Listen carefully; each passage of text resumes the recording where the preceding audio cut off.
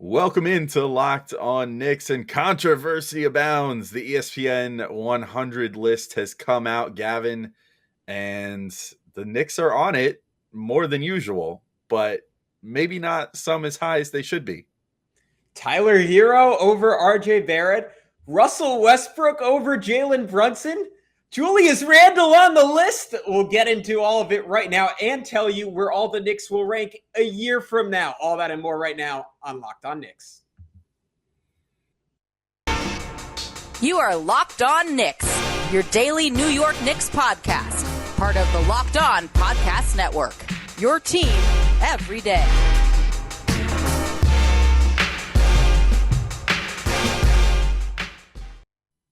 All right, welcome in to Locked On Knicks. We wanted to thank you guys for making Locked On Knicks your first listen today and every day, whether you're checking us out on your favorite podcast platform or taking in the sights and sounds on YouTube. We appreciate you making us a part of your daily routine. I'm Alex Wolf. I'm editor-in-chief of Knicks site The Strickland, which you can find at thestrick.land. He is Gavin Shaw, your favorite play-by-play broadcaster's favorite play-by-play broadcaster. I just did that like a broadcaster. Maybe an announcer. I don't know. Anyway, and this is Locked On Knicks. And ESPN has released their yearly NBA Rank 100 player list, which always creates a whole lot of controversy right before the season. Perfect timing for us because, you know, we're taking a day off from our 10 big questions to instead talk about this. Gavin, I'll just list off for everybody where all the Knicks ranked first. And we'll actually start with the top, the highest ranked guy and work our way down because obviously it's more interesting towards the top. But I'll do it in reverse order just to start here. Mitchell Robinson makes the list, comes in at number 98. He was actually ranked last year as well at number 93, so drops a few spots. Julius Randle comes in at number 71, dropped more than a few spots, went from 42 to 71. Jalen Brunson comes from the land of the not ranked at number 67 and gets a ranking this year. And RJ Barrett, who we'll start off talking about here, also comes from the land of the not ranked. I seem to remember us being pretty indignant about that last year, and comes in at number 63. So a bigger jump for RJ than a drop for Julius. So I'll call that a win. From even assuming RJ was number 101 on the list last year to jump up to number 63. Pretty impressive. They wrote for RJ in his little blurb, 2 years ago, Barrett shot 40.1% from three-point range. In his other two NBA seasons, Barrett shot 32% and 34%. The difference between Barrett becoming a high-end wing player or a solid starter is where those three-point shooting numbers shake out over the long term. After giving him a big money extension this summer, the Knicks will be banking on a high-end outcome coming to fruition, and that is courtesy of Tim Bontemps at ESPN. Gavin, I'm going to throw this to you with just one simple thing, and I'll expand on it more in a second after I get your reaction, but I disagree with Tim Bontemps there. I don't think that three-point shooting is the only thing that is going to determine how high RJ can go. I would actually argue it's quite the opposite. I think actually his ability to finish around the hoop could be the differentiator of if he stays what he is right now, which is just a really good player, a good starter on a team, versus becomes potentially the Jimmy Butler type that we've always sort of pegged him as. Yeah, I'm with you. I don't think the three-point shot is a necessity. I think it would be a big boon for him. I think it would make every other part of his game that much easier. To use that comp, Butler has suffered at different points from not being consistent from three-point range, though every year in the playoffs, he seems to really find his shot by and large after not hitting one all season. But there's a million areas for RJ to work on, right? The finishing at the rim, that's the clearest and most obvious piece. His best skill is his ability to access the rim. If he could be more efficient there, you're looking at a guy who, I don't rule out him having a season where he averages 28 points per game because he gets to the rim that easily, and he's relatively so bad there right now. Him even getting up to average efficiency at the rim lends itself to him averaging somewhere around 26 points per game. To me, his playmaking is probably the biggest thing that I'm looking for in terms of improvement. I think a lot of times he is taking bad shots because there are passes to be made, and he is either not seeing them or seeing them and is just a little too ambitious and a little too aggressive and wanting to finish when there's an open guy in the corner, because we've seen the flashes of like that ability to get to the rim and then whip a pass to either side with ease, playing with an elite 3-point corner shooter in Brunson, maybe getting more time with Obi Toppin, who has certainly improved in that capacity. I think those could be game changers for RJ. Alex, I'll swing that back to you. And then I also want to get your thoughts on some of the guys ahead of him, namely Tyler Herro, who I know in the past has drawn the ire of Knicks fans towards the NBA media at large, who kind of just like say as if it's not a debate that Herro's a better player from that draft class.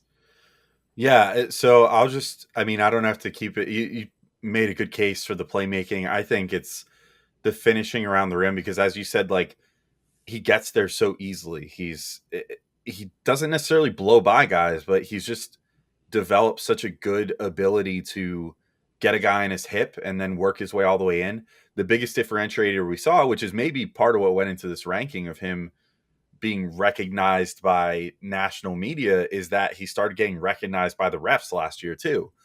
He was, as we've noted, like probably a billion times, like one of the highest free throw drawers in the entire NBA post All-Star break last year. And I think even if you just narrowed it down to the calendar year of 2022, from January onward, he had like the 4th or 5th highest drawn field free throw attempts. And that was behind like MVP candidates, So that aspect of his game is there. And that's always been one of the Jimmy Butler like staples. His 3-point shooting, I think, probably falls about 3rd for me. Yeah, I think that's because I think I would probably put playmaking 2nd as well. I think that if he develops that part of his game more, we've seen a really good passing repertoire for him. If he starts getting good enough on offense where he's drawing doubles and things like that and can prove to be smart enough to, pass out of those and find the right guy every time, he might flirt with 6-7 assists at some point in his career. And that would be a huge difference maker too. If he then starts not just having the respect of the refs, but also having the respect of his peers, starts drawing doubles, and then starts being able to kick out to teammates on his drives and stuff, which then it's like a duplicative thing, right? Like you create that ability to draw the attention, which then allows you to kick out to the shooters, which then puts that fear into those same defenders and then lets them, ease off of you. Sometimes you create a scrambled and confused defense when you can do multiple things really well, which is why you always see guys like Luka or LeBron or whoever else that are phenomenal scorers and phenomenal passers just working defenses to their will. But yeah, Gavin, the Herro thing, I'm with, like, I don't think you wrote out a pretty good case in our prep notes here that I'll let you make. Again, I'll just be succinct and just say, I think RJ's better than Herro at this moment. I think the Herro has had a perfect context to be as good as he's been. He's been on a contender like his whole career, and that makes life easy. If you're playing with another legitimate superstar in Jimmy Butler, if you're playing with Bam, who can cover up all your defensive shortcomings and make it so you don't have to work as hard on that end. If you're playing with one of the traditionally best supporting casts in the NBA, where Miami just like pulls guys off the scrap heap all the time and turns them into like solid, like 25 to 30 minute per game players. Of course you're going to look better when you're in like a zero pressure situation versus RJ, who's had terrible context for developing, has been either ignored or thrown into the fire for most of his career without much in between. If you're just looking at the numbers and stuff, yes, it might look like, oh, but Herro's counting stats are so much better and blah, blah, blah. But there's so much more that goes into that. And I think based off the fact that RJ is shown to be a plus defender and have like premium size for his position and premium strength and everything else, whereas Herro is very lithe, and I think honestly will never do much better than being like more or less like a Lou Williams. Like he might score 20 points per game, but I don't think that you're going to necessarily trust him in high leverage defensive situations and stuff like that. I think that RJ definitely has a higher ceiling, which is why even though his counting stats aren't quite where Herro's are at this particular moment, I would probably still have him higher if I was ranking, guys in the NBA, not just by what they could be this season, but kind of the ESPN list is always sort of just like a generalized ranking of like where they are this season plus where they have the potential to go, sort of. Yeah, I think it's both not as clear cut as most national media people make it out to be in favor of Herro, and it's not as clear cut in favor of RJ as most Knicks fans make it to be. Like Herro, I think, is one of the elite shooters in the league. He's 40% from three, and he does a lot of that damage off the dribble. He is a very smart playmaker for a two guard. He's pretty slippery getting all the way to the rim. I don't think there's much of an argument that right now he's a better offensive player than RJ. I mean, the issue with him is that he was just such a disaster defensively in the playoffs. And granted, he was playing through an injury, but I remember that Sixers series. We were watching Shake Milton, of all people, just go at him again and again and again, and basically just call for the ball, wanting to isolate Herro. And Herro just had zero answer. And I think more and more, it's weird that the NBA as a whole has gotten away from isolation ball. But when you do isolate and when you do get to prime time in the playoffs, teams have gotten better and better at victimizing bad defenders and playing them off the court. And to me, that's just such a concern for Herro his whole career. Like, even if he has RJ beat in a couple different really important areas, I'm just never, like, even though RJ, I really don't think had a great season defensively last year, I'm just never going to be worried about that with RJ. And that's why, certainly on a long-term trajectory, I think I would prefer RJ next year. It's a little more muddled. There's a case to be made for Herro, but I don't know. That I don't think that was the most egregious one, though. I think, as we'll get into next segment, Russell Westbrook being ahead of pretty much anyone on the Knicks, and not even just the guys on this list, is pretty objectively terrible. The only other guys I put down for possible gripes compared to RJ Barrett were Kyle Lowry. I think I maybe would still take Lowry for a one-game scenario just because of who he is, but for a season, I think it's ridiculous to have Kyle Lowry ahead of him, and the guy could barely stay on the court last year. He was overweight. He looked slow. Looked like he lost most of his explosion. I mean, whatever explosion he ever had in his game, just not the same dude. Nikola Vucevic, there's a debate there, but I don't know. Vucevic just doesn't impress me at this point in his career. Jordan Poole, interesting conversation. Klay Thompson, I don't think last year's Klay Thompson was better than RJ Barrett. I think if he gets back midway to what he used to be, then yeah, you probably take him at this point. Marcus Smart, just such a different player, and that's what makes these lists so tough. Guys who play completely different roles, and trying to compare them, it's nearly impossible. But he's way up there at 34, which I think is absurdly high for Marcus Smart. I will say that much. But Alex, I want to continue going through the rest of this list. Next up is the Knicks' newest acquisition, Jalen Brunson. But first, we got to tell everyone about BetOnline.net. They are your number one source for all your pro and college football betting needs and sports info this season. You can find all the latest football odds, league developments, game matchups, news, and podcasts, including this year's opening week's games. BetOnline is also your continued source for all your sports wagering info, including live betting, esports, and scores. They are the fastest and easiest way to check in on all your favorite sports and events, including MLB, MMA, boxing, and golf, and Alex, of course, baseball. Yeah, I got some bones to pick with BetOnline right now. There's MLB World Series championship odds. Currently, the Yankees sitting at plus 525, the Mets sitting at plus 550.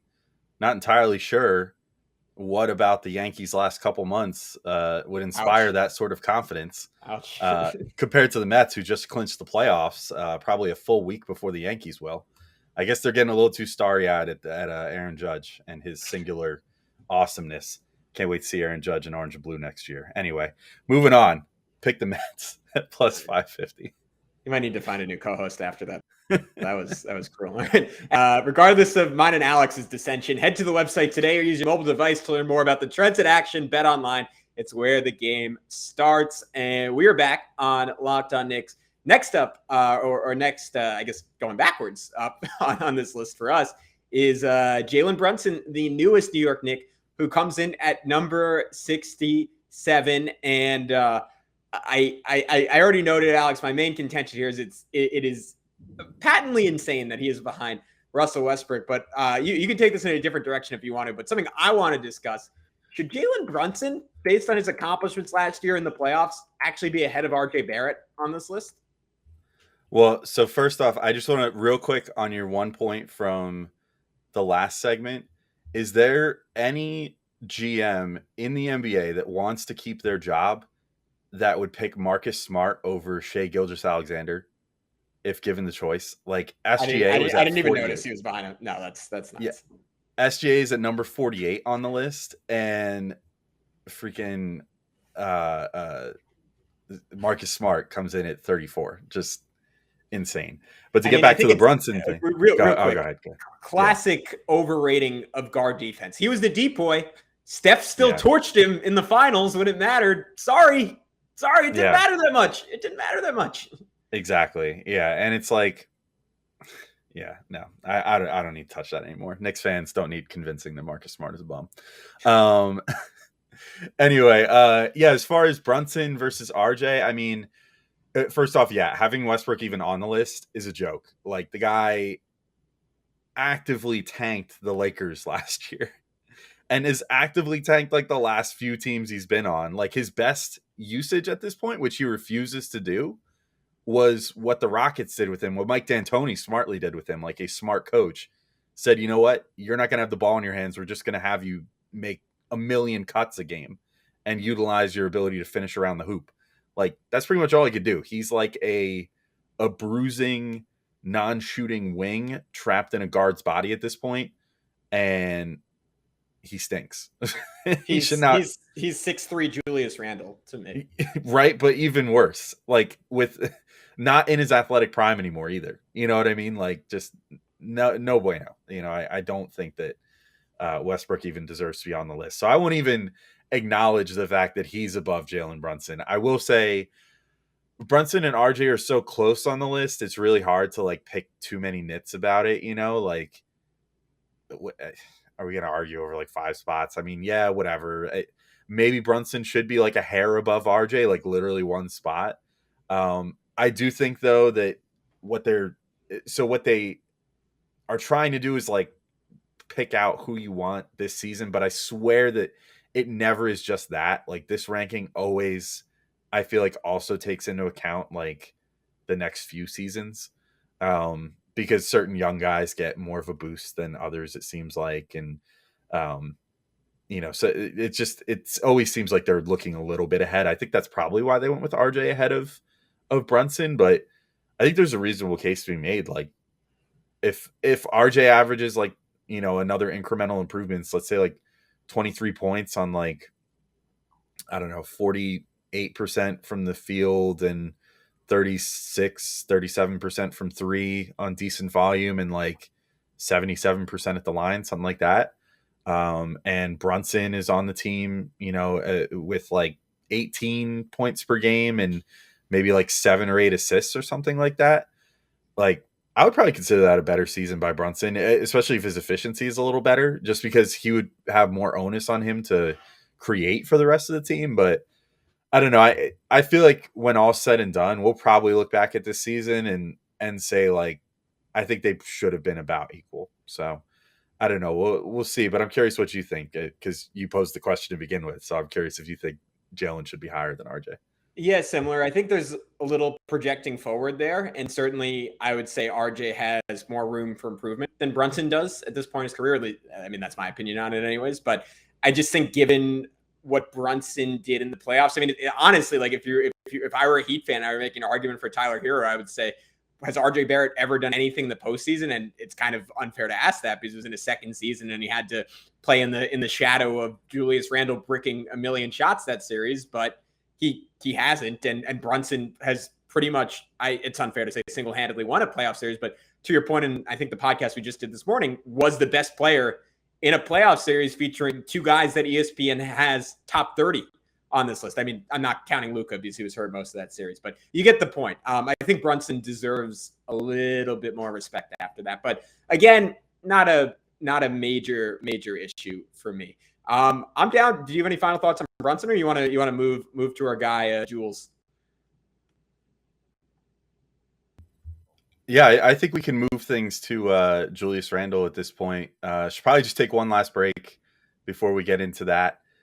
So we'll take one last break. We'll come back, talk about Julius Randle and his place on the list, Mitchell Robinson being on the list again, and then make predictions about where we think some of the Knicks might be next year on this list, and maybe if there will be some first timers. So that'll all come up next on Locked On Knicks.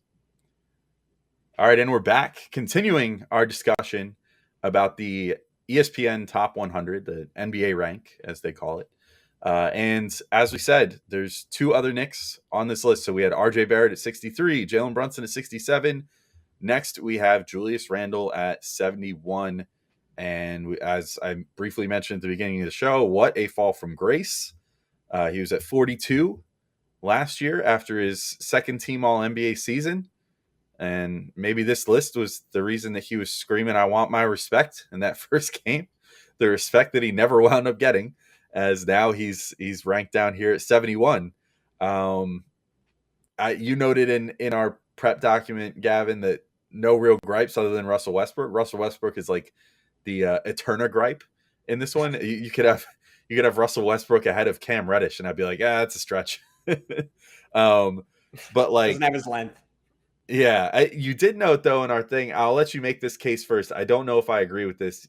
You said you don't know if he's top 100. I'm just asking questions. I'm just asking questions. Well, ask away. Ask away with some context. I'm curious. This is where this stuff gets tricky, right? Because it's all so context dependent. I mean, even Marcus Smart, the case for him being 33 is like he was clearly the third most impactful player on a team that for most of the season was the best team in the NBA. You could put Julius Randle again in a different context, whether it was a team like, let's just say you replace him or you have him replace Domantas Sabonis on the Kings, right?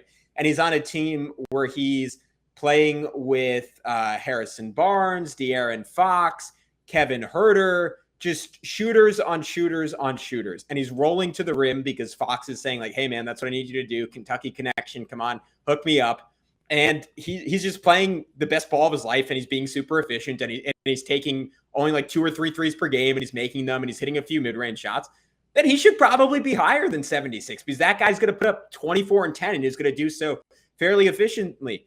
In the context of the Knicks, you said Russell Westbrook single-handedly tanked the Lakers last year. Julius Randle single-handedly tanked the Knicks last year. That's what happened. We all watched it happen, and it was brutal. And he had good moments, but he mostly looked confused and at times disinterested and at times utterly destructive. So talent-wise, is he there? Yeah. But like, what is this list? This list is supposed to be the numbers list should be the number 1 guy in the NBA who helps you win basketball games. Number 100 guy in this list should be the number 100 guy in the NBA who helps you win basketball games. Julius Randle didn't really help anyone win basketball games outside of a 7-game stretch last year. So that's where the question comes from. Yeah. I mean, I could definitely respect that stance. I think maybe they're projecting that with Brunson in tow, that Julius will go back to sort of being a little more deferential again. Like, oddly enough, probably the most deferential we've seen him is when he played with Elfrid Payton at times. Like, we saw him defer to Elf, like, especially that first season. Elf was bringing the ball up like all the time, and Julius wasn't bringing it up as much. The second season was when Julius kind of started taking over of being like the ball handler, being the point forward. Obviously, it worked so well during that COVID season, but maybe ESPN is just kind of thinking along the lines of like, if he could strike some sort of balance, then great. And he's definitely got the talent. I think you sort of have to weigh like the raw talent. Whereas like, I guess that's where I would make the differentiation with Russ. I don't even think Russ really has that much raw talent left anymore, if I'm being honest, because so much of his game was just based on being stronger, faster, and more psycho than everybody else on the court. As far as like just having the desire to outwork everybody and then having the physical ability to just do it every single night and, tally a zillion, points, rebounds, assists. And like, he did make some really phenomenal passes back in the day and stuff. I'm sure that his passing ability hasn't totally let him down yet, but the ability to generate those passes was so much on his like blow by ability and the ability to get to the baseline real fast, like from the 3-point line and swing that ball out to a shooter or something. And that just doesn't really exist for Russ anymore. So whereas Julius, I still think can do a lot of the things that makes him really good. I think that he's built like a brick S house still, he can still set a good screen, which he was a great pick and roll finisher for years. And I don't think any of his finishing ability has really left him. He's still a good mid-range shooter. And like when he is taking good shots, I think he's a good enough 3-point shooter to, at least keep a guy stuck to him, or at least keep a guy interested in defending him out there if he's taking mostly spot up attempts rather than some of his less desirable step back attempts. So I think that's where I would make differentiation.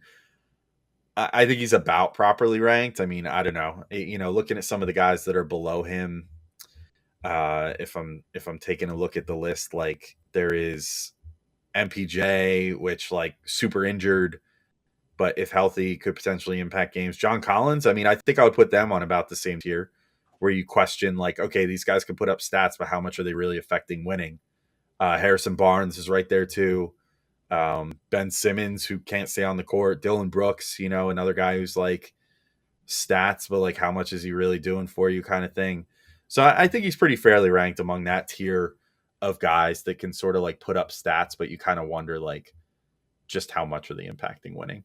I figure before we get into the futures look at this, we can briefly talk about Mitch too. The fact that you even made the list, which is cool. I mean, Yeah. I think it's kind of cool to recognize what Mitch brings to the table. I don't know. Like, how did you, Mitch at number 98, actually a 5-slot drop based off the year prior, but it seems like he's been on this list pretty much every year since his rookie year, at right around that like 90 to 100 area. I'm kind of curious what's your take on him making the list? And they noted in their thing here, like in their little blurb, that they think that the addition of Jalen Brunson is going to prove to be really big for him, especially on the offense lob catching end. And I think I would tend to agree with that. Yeah, I forgot that he'd made the list last year, and I still think of Mitchell Robinson as someone who is only appreciated by Knicks fans. And I'll talk to a fan of another team, and I'll start like talking up his game, and someone will be like, yeah, no, I know Mitchell Robinson. He's one of the best defensive centers in the league. I'm like, oh, you've heard of Mitch? You appreciate what he does around the rim? And they're like, yeah, man, he's insane. He's dunking everything. He's blocking everything. I'm like, oh wow. It's like when you discover like what's initially a really small TV show, and you're still talking about it that way 4 seasons in, and then you're like, dude, it's Friends. It's everyone knows about it. You're way behind on this one, and that's kind of how I feel about Mitch. So I'm proud of our guy, and I don't really have. I can't say I have a huge gripe with where he's ranked. I think there's a case that, again, I think a case built around the fact that the Knicks were the number one defense in the NBA post All-Star break, and Mitch was one of very few plus defenders who was in the rotation at that point. I mean, a couple people that I just noted that I think maybe you can make a case for him being ahead, Keegan Murray, just because it feels a little preemptive to have him where he is at 95. Christian Wood is very similar to Julius Randle to me, where he puts up good stats. He looks good doing it. Doesn't really impact winning unless he's willing to be a 6-man. Maybe playing with Luka will change that. I think last year, Mitch certainly had a better impact for the Knicks than Julius Randle did, playing completely different roles. So maybe, again, unfair comparison. Russ, obviously. D'Lo and Karis LeVert, I think, are kind of the guard versions of a Christian Wood, where they stats. Again, I question their impact. So if Mitch can bring it's the internal question with him, but if he can diversify his offensive game in the slightest, if he can regain just a little bit more mobility defensively, which Alex, it's weirdly enough, I feel like Mitchell Robinson has been the least discussed Nick on this podcast this offseason. I think him just being healthy and at the proper weight coming into a season could make a world of difference for this team.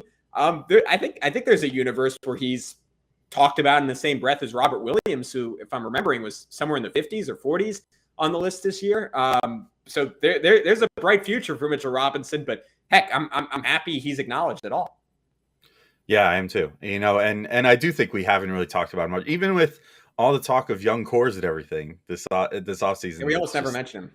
Yeah, it's very, very bizarre. We should resolve to talk about him more leading up to the season. But yeah, I'm with you. I mean, I think what we started to see towards the end of the season was a good mix of the super elite rebounding player that showed up when Mitch was a little too beefed up, combined with the guy that can be a freak athlete and really affect the game on the defensive and offensive end with his dunking and his ability to just defend everything on defense. So again, yeah, if he comes in at the right weight this year, which every offseason video I've seen of him this year, it looks like that shouldn't be an issue. I think he's been focusing on the right training regimen. It looks like, he's not too beefy like last year when he couldn't really work his legs much because of the foot injury. And so just sort of was like, well, I'm just going to get huge. And it didn't really work.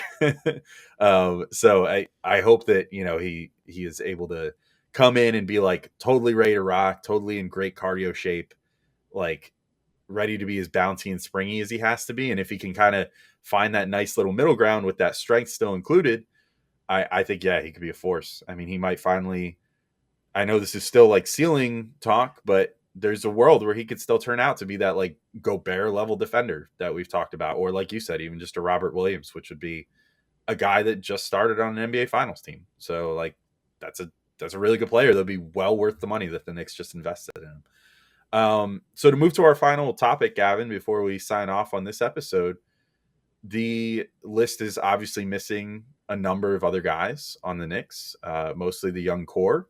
I'm not surprised because, again, it's like we talked about this after the Mitchell saga where we were like, I don't know if the league or people around the league necessarily like know how good these Knicks young players have looked in some of their minutes because they were so few and far between. So I'm kind of curious what you think. Do you think that a guy like an Emmanuel Quickley or an Obi Toppin or Quinton Grimes or, I don't know, maybe there's a dark horse like a Deuce McBride could potentially be on this list by next year, and potentially how high? And also, I guess, do you think there's room for aggressive movement by any of these guys? Yeah, so I'll start with the guys who weren't on the list this year. I think Quinton Grimes is going to be on this list next year. I think he'll be somewhere between like 70 and 95 probably, but I think he's going to come out, put up something like 16 points per game this year, play great defense, shoot close to 40% from three, average a couple of assists, and basically be like 90% of what Desmond Bane does for the Memphis Grizzlies. And Bane was, I think, up in the 70s or maybe 60s on this. I think he's in the 70s. Point being, I think Grimes is the guy I would bank on in terms of breaking through. For Emmanuel Quickley, I just unfortunately he's not going to play the minutes. If the Knicks had not signed Jalen Brunson and he was the clear-cut starter at point guard coming to the season, he would be sort of the bold-faced lock-it-in prediction for me. Obi Toppin, it comes down to what it always comes down to. I think this is maybe a podcast in and of itself, so I don't even know if we should bring it up right now, but Ian Begley in his mailbag today, I think, said that there was like he put it at 45% that Julius Randle gets traded in the preseason. So maybe I'll put it at 45% that Obi Toppin's on this list next year, because that is the single thing separating him from being on it. As far as movement, RJ is the one guy, like if you ask me to bank on a Knick who could be in the top 30 next year, I think it's clearly him. I could see Brunson moving up a little bit with a full season of his playoff production, but RJ is the guy to me that can make a big leap. But what are your thoughts on that topic? Yeah, I'm pretty much with you on the young guys. I think that, a lot of it depends on how long Tibbs is with the Knicks as well. And so it's like, how long is Tibbs going to be with the Knicks? Do they get rid of Julius Randle? And if it is Tibbs, is he going to be able to put aside put his favorite toy, Derrick Rose, on the shelf or back in the toy box and, take out the new Emmanuel Quickley action figure and let that one have a little time in the sun? Because that's the biggest thing is there's just these veterans blocking these players, and they can have all the talent in the world, but if they're not allowed to showcase it, then, it's going to be difficult to make a list like this. I do think that Grimes, based off the fact that Tibbs apparently loves him so much, he should be able to consistently carve a role out for himself from day one this year, regardless of if Tibbs makes it the whole season or not. I think any coach in the NBA, if you ask them, would you like a Quinton Grimes on your roster, based off what he showed last year, what he showed in Summer League, I think every single coach would be like, yeah, obviously, he's like, he has good size for like a shooting guard, small forward, kind of flex wing there. He's got great shooting ability, like one of the most lovely looking jump shots in basketball right now, in my opinion. And has shown potential for, possibly more than that, as far as a little bit more ball handling than we've seen, a little bit more passing than we've seen and stuff like that. A little more finishing even, and the ability to get to the rim. So I think I don't know if I necessarily think he's going to average 16 points this year like you think, but even if he averages like, I don't know, 12 or 13, something like that, which again is kind of like splitting hairs. But I mean, that is the difference between RJ Barrett scoring like 16 in his rookie year versus 20 in his third year, making us, significant.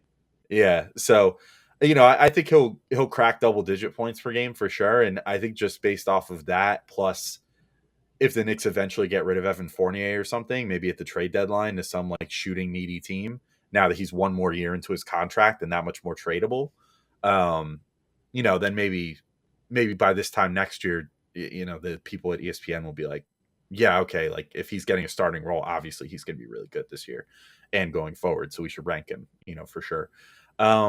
I think with Quickley and Obi, I think you pretty much nailed it. Obi's not going to make it unless Julius is off the team.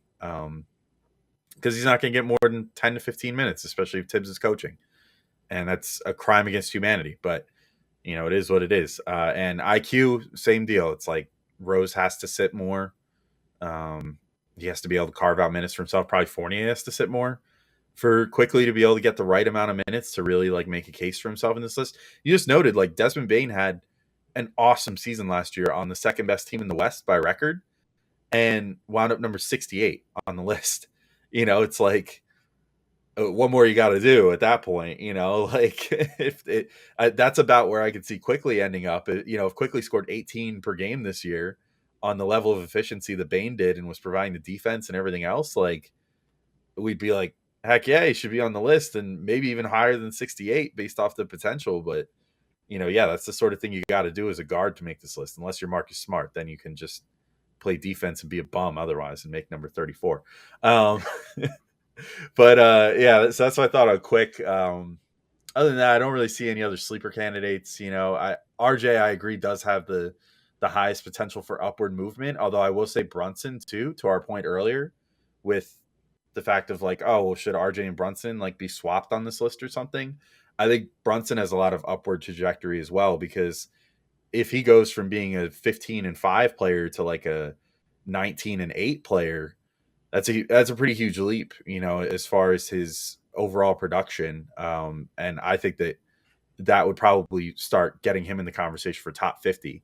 Like if he's really leading the Knicks and they have like a resurgent season this year, record wise too, and he's sort of like the figurehead of that, I think he'll get some votes just based off of that. Like, no, he should be higher because he's leading a team that had a big turnaround, and leadership is worth something, on these lists. Like stats are one thing, but we see plenty of guys, that are not necessarily the most statistically significant, like a Draymond Green or something that's on this list where it's like, Draymond seems pretty diminished at this point in his career, but he was on a championship team. So let's rank him top 40, so that goes a long way, I think. So if Brunson sort of becomes like the figurehead of a Knicks resurgency, he might have some more upward trajectory than RJ, especially if RJ only makes like a marginal improvement on his 20-point per game season last year and maybe gets like 21 or 22 points per game and has other improvements that fly a little more under the radar, like improved efficiency and stuff like that. RJ might have a tougher time moving up the list, but yeah, I think that's where I'm at. Otherwise, I mean, I didn't really have too many huge gripes with the Knicks placement on this list on the overall. And I actually have, based off this year's list, I'm like, wow, next year I'll actually go into this exercise thinking like, wow, maybe they can actually rank the Knicks kind of fairly. Whereas if you would ask me after like last year, I would have been like, this list is trash. Like RJ Barrett should be on it, whatever. So all the difference a year makes, I guess. Thanks, ESPN. Cut to black. No. That's it, guys. Thanks for tuning in. This was Locked On Knicks. We'll be back tomorrow on Friday, as long as the interview doesn't get canceled, with one of the episodes I'm most excited about that we've made this whole summer. Special treat, really cool interview, most likely. We will talk to you all then, and then we'll be back with our big questions early next week. So until then, be good. We'll talk to you soon on Locked On Knicks.